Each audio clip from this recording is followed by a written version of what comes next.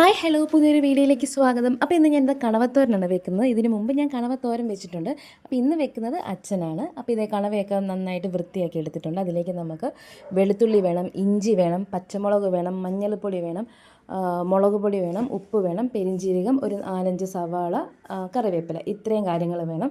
അപ്പോൾ ഈ സവാള നന്നായിട്ട് ചെറുതായിട്ടൊന്ന് അരിഞ്ഞെടുത്തിട്ട് നമുക്ക് ഈ കുക്കറിലേക്ക് കണവയും ഈ സവാളയും പച്ചമുളക്, ഇഞ്ചി, വെളുത്തുള്ളി, കറിവേപ്പില ഇത്രയും ഇട്ട് കൊടുത്ത് ആവശ്യത്തിന് ഉപ്പ് ഒഴിച്ചിട്ട് നമുക്ക് ഇതിന് കുറച്ച് വെള്ളം ഒഴിച്ച് നമ്മൾ അടുപ്പിൽ വെക്കണം. അപ്പം കണവയ്ക്ക് ഓൾറെഡി കണവയിൽ നിന്ന് കുറച്ച് വെള്ളം ഇറങ്ങും. അപ്പം നമ്മൾ ഒത്തിരി വെള്ളം വെക്കേണ്ട, ഒരു ആവശ്യത്തിനുള്ള വെള്ളം വെച്ചിട്ട് നന്നായി ഒരു 5-6 വിസിലടിക്കുമ്പോഴത്തേനും കണവ വെന്ത് കിട്ടും. കണവയ്ക്ക് അത്യാവശ്യം വേവുണ്ട്, അപ്പോൾ അത് വെന്ത് കിട്ടും. അപ്പോൾ ഈ സമയം കൊണ്ട് നമുക്ക് നമ്മൾ തേങ്ങ എടുത്തിട്ടുണ്ടല്ലോ, അപ്പോൾ തേങ്ങയും മുളക് പൊടിയും പിന്നെ കുറച്ച് പെരിഞ്ജീരകം, പിന്നെ ഇച്ചിരി നമ്മൾ വീട്ടിൽ തന്നെ പൊടിച്ചെടുത്ത മസാലയുണ്ട്, ആ മസാലയും കൂടെ കുറച്ച് ചേർക്കുന്നുണ്ട്.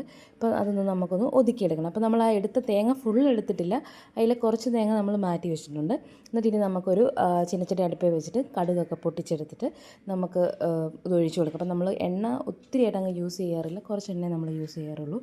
അപ്പം അത് ഇട്ട് കൊടുക്കുന്നുണ്ട്. അച്ഛൻ നന്നായിട്ടത് ഇളക്കുന്നുണ്ട്. ഇളക്കിയിട്ട് ഇനി നമ്മൾ കുറച്ച് തേങ്ങ ഞാൻ മാറ്റി വെച്ചിട്ടുണ്ടല്ലോ, അപ്പോൾ ആ തേങ്ങ കൂടി ഇട്ട് കൊടുക്കുക. അപ്പോൾ ഇങ്ങനെ തേങ്ങ ഒതുക്കിയും ഒതുക്കാതെയും കൂടി ഇടുമ്പോഴത്തേനും നല്ലൊരു ടേസ്റ്റ് ഉണ്ടാവും, അതിൻ്റെ ഒരു പച്ചയ്ക്ക് ഇങ്ങനെ കഴിക്കാനായിട്ട്.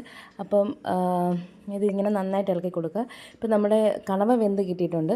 അപ്പോൾ കണവയും കൂടെ നമുക്കിതിലേക്കൊന്ന് ചേർത്ത് കൊടുക്കാം. കണവയ്ക്ക് നമ്മൾ ആവശ്യത്തിന് ഉപ്പിട്ട് എല്ലാം ഇട്ട് വേവിച്ചതാണ്.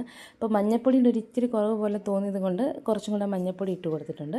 എന്നിട്ട് ഇനി നമുക്ക് ആ വെന്ത കണവ സവാള ഇട്ട് വേവിച്ചെടുത്താണ് അത് ഇട്ട് കൊടുക്കുക. അപ്പോൾ അതിൻ്റെ ചെറിയൊരു ഗ്രേവി പോലെ ഉണ്ട്. അപ്പോൾ ഇത് ഈ നമ്മൾ ഒതുക്കിയ ഈ അരപ്പുമായിട്ട് ആ വെള്ളം ഒന്ന് ഇതായി വരുമ്പം കറക്റ്റ് അരപ്പും എല്ലാം കറക്റ്റ് ആയിക്കോളും. അപ്പോൾ ഇവിടെ ദിയയ്ക്ക് ഭയങ്കര ഇഷ്ടമാണ് കണവത്തോരൻ. കണവ അവൾക്ക് റോസ്റ്റ് ചെയ്ത് കൊടുക്കും, ഇതുപോലെ തോരൻ വെച്ചും കൊടുക്കും. അപ്പോൾ ഞങ്ങൾക്ക് എല്ലാവർക്കും ഭയങ്കര ഇഷ്ടമാണ്. അപ്പോൾ നമ്മുടെ തോരൻ റെഡി ആയിട്ടുണ്ട്, കുഞ്ഞ് കഴിക്കാനും തുടങ്ങി. അപ്പോൾ ഈ ഒരു വീഡിയോ നിങ്ങൾക്ക് ഇഷ്ടപ്പെട്ടിട്ടുണ്ടെങ്കിൽ please like, share, subscribe my channel.